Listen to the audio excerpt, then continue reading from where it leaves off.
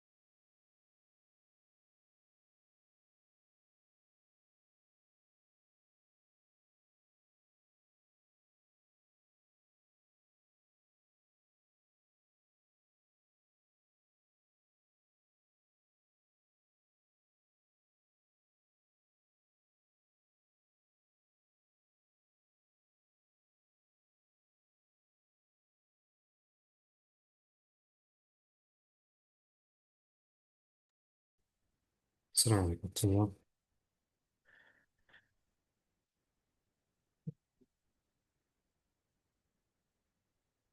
Inshallah, he'll join in a minute or two, but we'll begin regardless.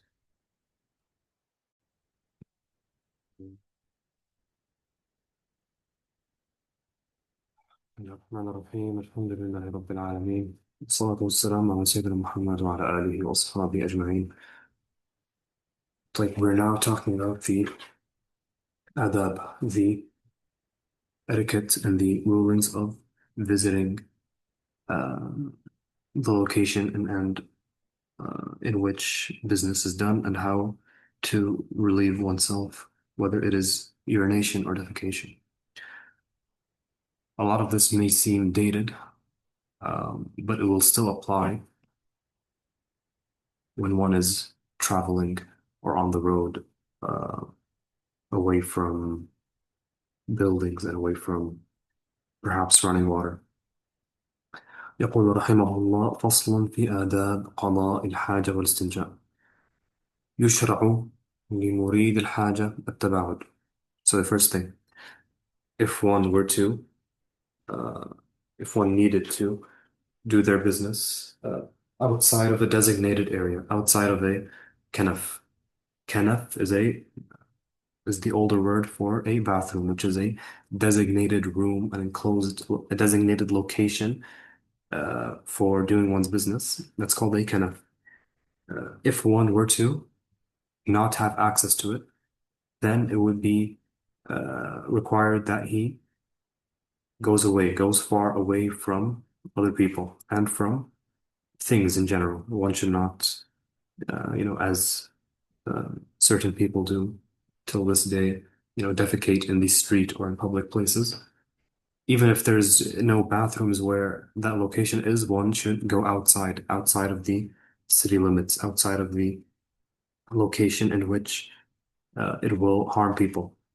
So, away from buildings, away from streets, away from the homes of animals, away from the shade even. So if there's a tree and that tree provides shade, you should not do it within that shade, because anything that could possibly be used by people should not be used as a location for doing one's business. So يشرع لمريد الحاجة التباعد, distancing, and وإعداد المزيل. المزيل comes from إزالة. إزالة, the action of removing. Al-muzil is something used for removing, and that could be different things. It could be water, but it could be also dry objects used for istijmar. Back in the day, they would use tiny pebbles. Nowadays, we have toilet paper, so toilet paper has the same rulings as istijmar, which we'll get to in a bit. So it's uh, it's required that you bring it with you. You should not, put yourself in a position in which you need to clean yourself up, and you have nothing with you to clean yourself up, because that's going to cause chaos. It's going to cause najasa to spread. It's going to be difficult for you unnecessarily. So you should bring it before you have began and make sure that it is available. وقول, and to say اللهم إني أعوذ بك من الخبث والخبائث قبل الدخول إن أعد وإلا فقبل الجلوس. So the famous dua, اللهم إني أعوذ بك من الخبث والخبائث. الخبث comes from the word khabatha, which means, nastiness or filthiness, and it's referring to the shayateen. And al-khaba'ith is the feminine version of the word. So to seek Allah's protection from the shayateen, both the males and the female of them. Now, if you are entering a location that is designated for doing one's business, such as the bathroom, it is not recommended to mention Allah's name in the bathroom, in any place that is designated for najasa. So if one were to enter this location, then he would say this dua before entering the location. However, if you are not in a location designated for uh, najasa, such as the side of the road in the middle of nowhere, then you would say it before sitting down. before entering the position of kneeling or sitting down, whatever you uh, end up with. And the reason is the asl is that you say it before, doing your business, but because it's not recommended to mention Allah's name in the designated place of najasa, the kanat, the bathroom, you would mention it before. As for mentioning it after, if you've forgotten, then it is makruh. Some scholars have went to say that it's haram to mention Allah's name. The more mashhur position is that it is makruh to mention. And if one were to try to avoid it, he should say it in his head rather than mention it with his tongue inside the bathroom. And this goes again, this same ruling for any form of remembrance. One should avoid any form of remembrance in a location that is designated for najasa, even if they're not doing their business necessarily, even if they're just walking into the bathroom to look in the mirror. It's still a location designated for najasa. وتقديم اليسرى. So it is recommended to enter with the left foot. وتغطية الرأس. To cover one's head. This is something that applies to um, doing one's business. You should cover your head, meaning with a hood or a hat. Um, and this really applies to back in the day when they would do it, and again, not in a closed building, but rather in a place that is um, not prepared, right? It's not a location prepared for a business, but rather just a random place.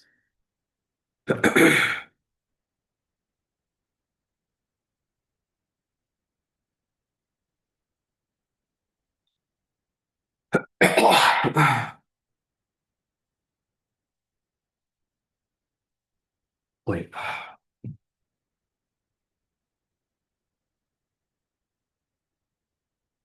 s- trying to وبل اليد قبل لقي الأذى. So to wet one's hand. The reason that one would wet their hand is that this should prevent the adha, the najasa, uh, from getting the stench stuck to your skin. The water would prevent it from getting deep into your skin. Rather, it would stick with the water, and then the smell is easier to wash off. Sheikh, Yes. did you mention واعتماد على واعتماد على اليسرى? No, sorry. Yes, I skipped that. Yes. So اعتماد على اليسرى. So to rest against one's left foot. So this doesn't apply much to seats, to toilet seats, but rather if you are, um, doing it in a outside location, you should rest upon your left foot, meaning the right foot should be away from um, the action, basically. So to not get najasa on the right foot too, whether you're, you know, kneeling or crouching, or the left foot should be in front of you, and it should be where um, what the weight of your body should be resting on. And the right foot should be out of the way as much as possible. Again, this depends on the angle and if you're sitting down, then you're sitting down. But if you're not sitting down, then two, if you're sitting down, then you're not really putting your weight on either foot. But if you are not sitting down, then to put it on the left, as the general ruling of associating the left side of the body with anything related to najasa, and using the right hand side of the body for anything related to nadafa and to cleanliness, and anything relating to barak, anything relating to something good. The right hand side of the body should be kept more clean than the left. Like, as we were saying, and to wet one's hand before getting into contact with any najasa. This is one word to, again, wash, with the hand. Nowadays, alhamdulillah, we have the blessing of uh, the handheld devices that, would burst water, or in some countries, they have the toilet seat themselves. will have something that bursts water from underneath. Um, but still, in many locations, people will still manually wash their body, and so the hand will come into contact with najaza. So it is recommended to wet the hand before that happens, as you're gonna wash it anyway, but it prevents the smell from sticking. And after that, وغسلها بكتراب بعده بكتراب, with something like dirt, meaning anything that is really removing the oils. As you know, water does not wash away everything. Um, Nowadays, we use soap to remove anything that is oil-based. Back in the day, they would use sand or dirt because it does the same job. It really just removes any physical things that are sticking to the hand. And still, one would use this nowadays if they're in a location without soap. If they're, again, on a trip somewhere in a park, even if even if there is a toilet, there might not be the necessary items to prevent your hand from coming into contact with filth. So it is necessary to wash it away with something like soil. Soil if it's available. If not, use soap. If not, um, you know, tree leaves, whatever is available. Something that is dry and will grind away and remove anything that is sticking and oil-based. بعده, obviously. بعده meaning after the fact, after you are done with the coming into contact with the najasa. ويجب, and it is واجب, استفراغ ما في المخرج بسلت لذكر ونتر خفيفين. So it is wajib to make sure that anything that is in this is specifically for males, anything that is within the front private parts, to make sure there's nothing left within, meaning there's no droplets of urine left within, because then it's going to come onto your clothes. So it is wajib to do istifraq, to make sure that there's nothing in. And the way it is described by some of the fuqaha is to put the ibham, um, um, the thumb on top of on the top from the very beginning of the shaft, and to use the pointer finger on the bottom from the very beginning, and to gently pull from the bottom to the top and make sure any droplets will come out. Some fuqaha will make it seem like this is wajib. It's not necessarily wajib, but it's wajib to remove anything. And they say that this is wajib because this is seen as based on you know human repetition. This is seen as the best way to do it, and so it is wajib to remove anything that may be within, so that it does not come onto the clothes um, after you get up and after you leave the location. And also, it is to do it with khiffa, to do it with gentleness, as to not, damage the nerves or damage the part. Because if one is doing it very um, uh, forcibly, with time, that could damage his sensibility in that location, and that can lead to other things such as salas al-bawl. What is also wajib? وإتباع بماء في بول امرأة واستحاضة ومني ومذي ومنتشر عم جل الحشفة من البول أو وصل إلى المقعدة من غائط. So, when is it wajib to use water and when is it not? So there is istinja with water, and then there is istijmar, which is again with dry objects, such as paper towel, such as rocks, if you're still using rocks. Um, I hear in some Darul Ulooms they still use it because they think it's mustahab. So there is some locations which you will find, still tiny rocks. Regardless, when is it wajib to use water and when is it not? Some people are under the impression that it is always wajib to use water for everything. This is somewhat true, but it is a little misleading, and we'll get to why. So, the underlying illah, the central idea is that water is used when things, meaning, urine and defecation, when they get out of their, specific locations and they go on the body. They're not just leaving cleanly, and if they're leaving traces, that's when water is used. So when it comes to bowl imra'a, when a woman is urinating, by default, it's going to get on her, and so it is always wajib to use water for that. The same thing for istihaba. Istihaba is um, not menstruation, but when menstruation, um, uh, what's it called?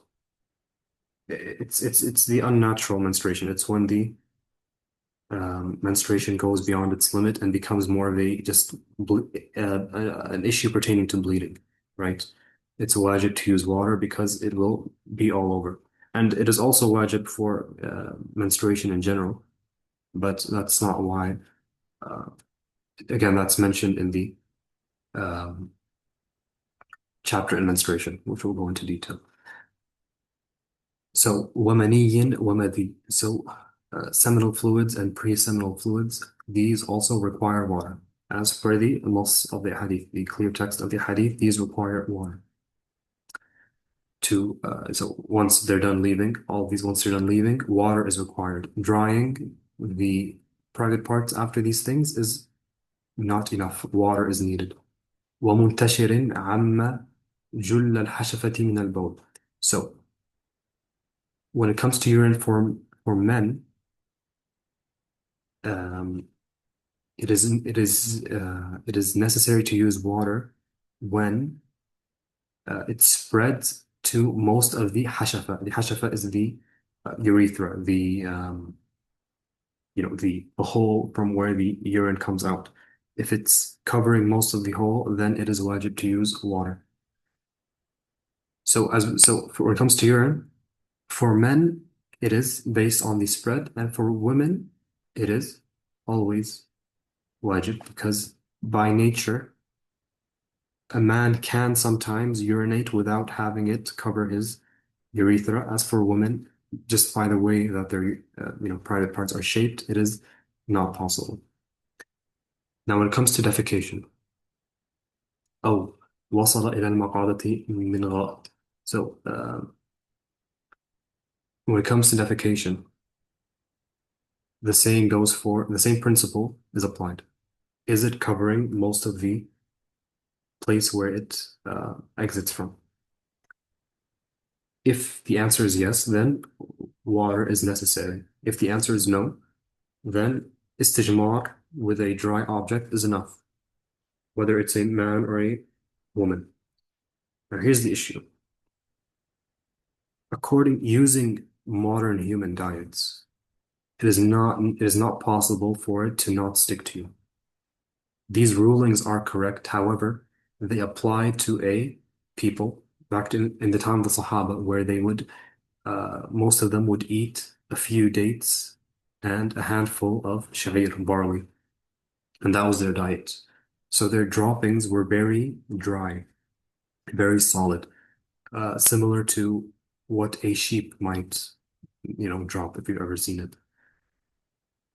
And many fuqaha, not necessarily from the Malikiyya, but many fuqaha, even early on, just a few years after the Sahaba, spread and they start, being a little more wealthy, and they're able to eat balanced diets with, fruits and fruit juices and all these things, and their, defecation would become like it is today, like it is for most people.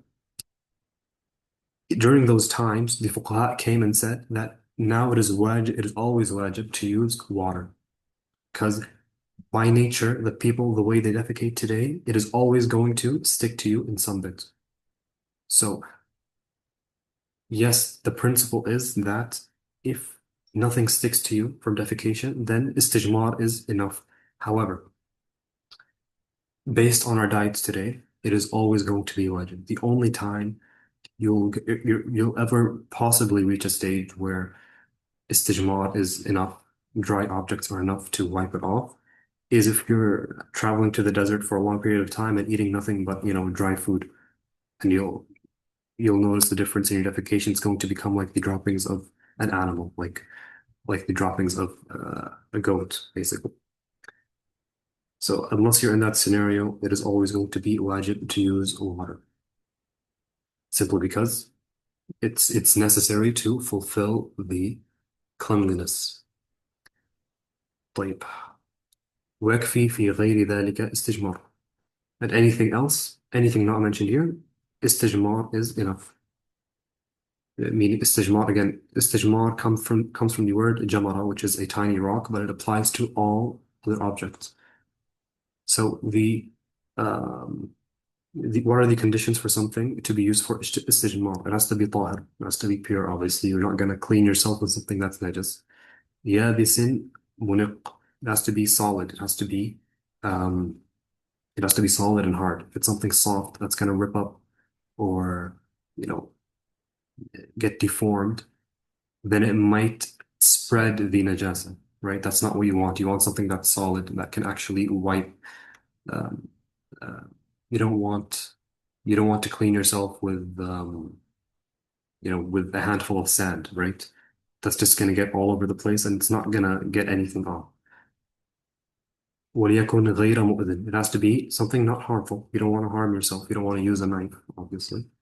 ومحترم للشرف. You don't want to use something محترم. You don't want to use something respected.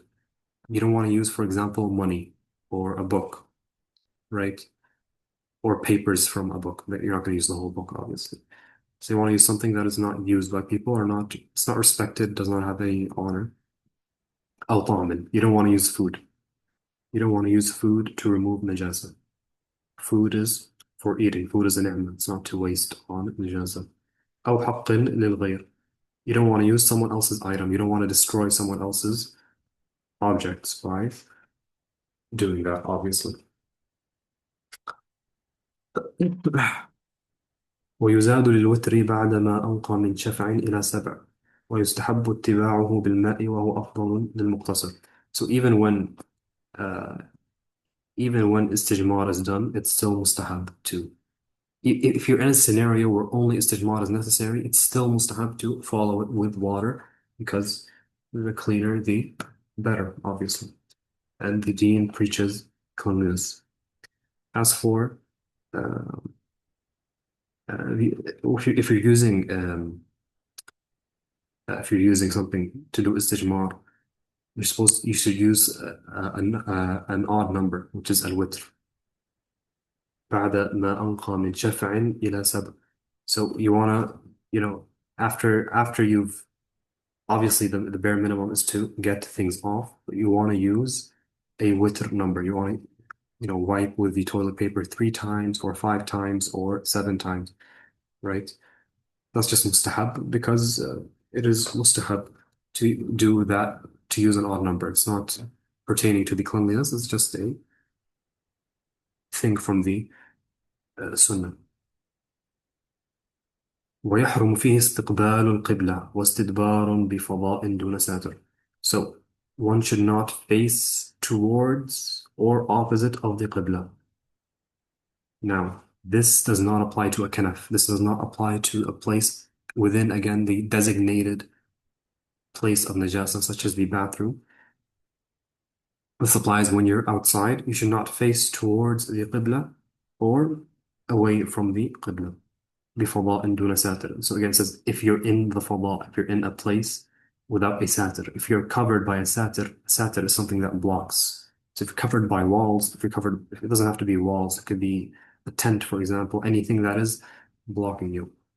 And it's not mentioned here, but it's also you should not face towards the moon or the sun.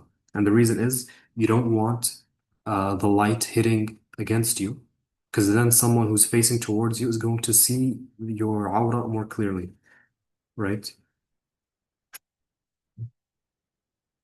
So it's muharram. So What's also محرم وجلوس بطريق ومورد وحيث يستشرق الناس ويستظلون.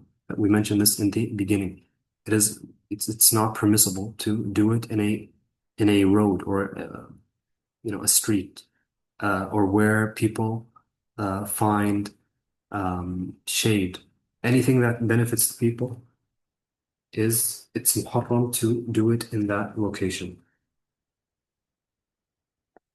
ودخول بمصحف أو بعضه فإن اضطر فبساتر. So it is muharram to enter with a mushaf or even part of a mushaf.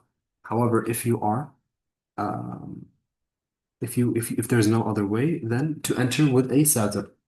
So too, if you have a pocket that closes up with a zipper or a button, or you can put it within a backpack, or you can um, cover it up in any way so that the Quran is not directly exposed to that location, but rather it is covered. And this the same goes for anything that mentions the name of Allah or um, any form of remembrance. Some people, for example, they have it on their rings. They'll have a name of Allah or something on their ring. It should be covered up. Put it within something closed. Obviously, the best is to not take it with you if you can. But sometimes, if you're forced, if you have no other option, then to just try to cover it in any way, using your clothing, using a bag, using something. Some shit. Yes. The meeting is going to end in 1 minute. Yes, we have just these two sentences. ويكره الذكر فيها ودخول به. Again, as you already mentioned, it is makruh to do remembrance in this location and to enter with it. ويندب قوله بعد الخروج غفرانك الحمد لله الذي أذهب عني الأذى وعافاني. After one leaves, they say غفرانك, Allah, your forgiveness, and praise be to you who has protected me from the adha, the najasa, and وعافاني, and again, protection from it. Alhamdulillah Rabbil Alameen, wassalatu wassalamu ala Sayyidina Muhammad. If anyone has any questions, because the meeting might not be enough, please send a message in the group or to me directly and let me know. Assalamu alaikum wa rahmatullahi wa barakatuh. بارك الله فيك. وعليكم السلام ورحمة الله وبركاته.